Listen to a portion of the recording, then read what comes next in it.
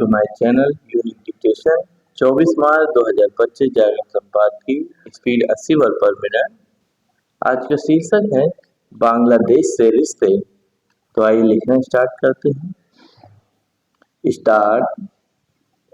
बांग्लादेश में शेख हसीना के तख्ता पलट के बाद वहां की अंतरिम सरकार का नेतृत्व कर रहे मोहम्मद यूनुस की ओर से बैंकॉक में आयोजित होने वाले बिम्स्टेक शिखर सम्मेलन में प्रधानमंत्री नरेंद्र मोदी से मुलाकात का आग्रह यह आभास कराता है कि वह संबंध सुधार के इच्छुक हैं, लेकिन इसके प्रति सुनिश्चित नहीं हुआ जा सकता।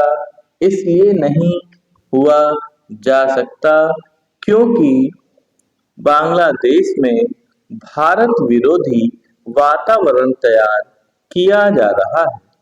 वहां हिंदुओं एवं अन्य अल्पसंख्यकों पर हमले की घटनाओं पर भारत की तमाम चिंताओं के बावजूद गंभीरता नहीं दिखाई जा रही है। एक अन्य चिंताजनक तथ्य यह है कि कट्टरपंथी एवं जिहादी ताकतों को सहयोग, समर्थन और संरक्षण दिया जा रहा है। अंतिम सरकार के प्रमुख के रूप में यूनुस ने कई कट्टरपंथी संगठनों से प्रतिबंध हटाया है और आतंकी गतिविधियों के लिए आरोपित नेताओं को जेल से रिहा भी किया है। भारत इसकी भी अनदेखी नहीं कर सकता कि बांग्लादेश में पाकिस्तान का प्रभाव बढ़ता दिख रहा है।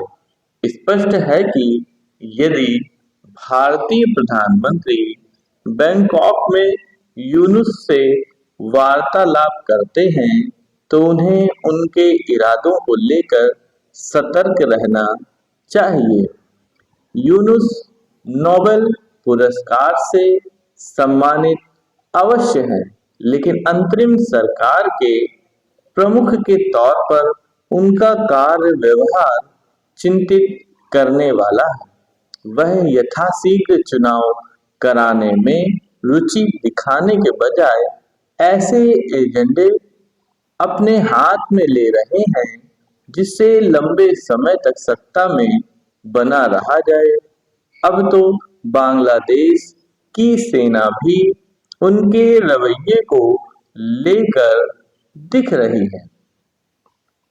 पूर्व प्रधानमंत्री शेख हसीना के विरुद्ध जिन छात्रों के विद्रोह के चलते यूनुस बांग्लादेश की अंतरिम सरकार के प्रमुख बने, उन छात्रों ने पिछले दिनों नेशनल सिटीजन्स पार्टी नाम से अपना अलग दल गठित कर लिया और यह आरोप भी लगाया कि सेना शेख हसीना की पार्टी अवामी लीग को फिर से सत्ता में लाने की साजिश रच रही है।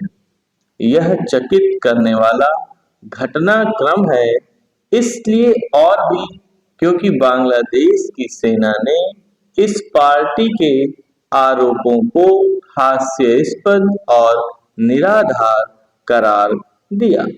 भारत को बांग्लादेश के घटनाक्रम पर इसलिए निगाह रखनी होगी क्योंकि माना जा रहा है कि छात्रों की इस नई पार्टी के गठन के पीछे यूनुस का ही हाथ है।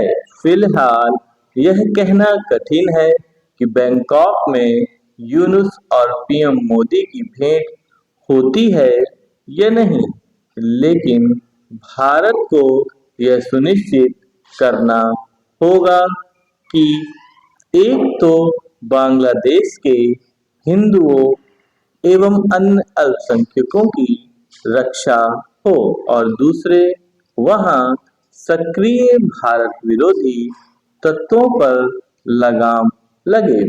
इससे संतुष्ट नहीं हुआ जा सकता कि भारत ने बांग्लादेश में हिंदुओं के उत्पीड़न के खिलाफ कई बार आवाज उठाई, क्योंकि तथ्य यह है कि वहां की अंतरिम सरकार अल्पसंख्यकों के दमन को रोकने के लिए वांछित कदम उठाने से इनकार कर रही है। समाप्त।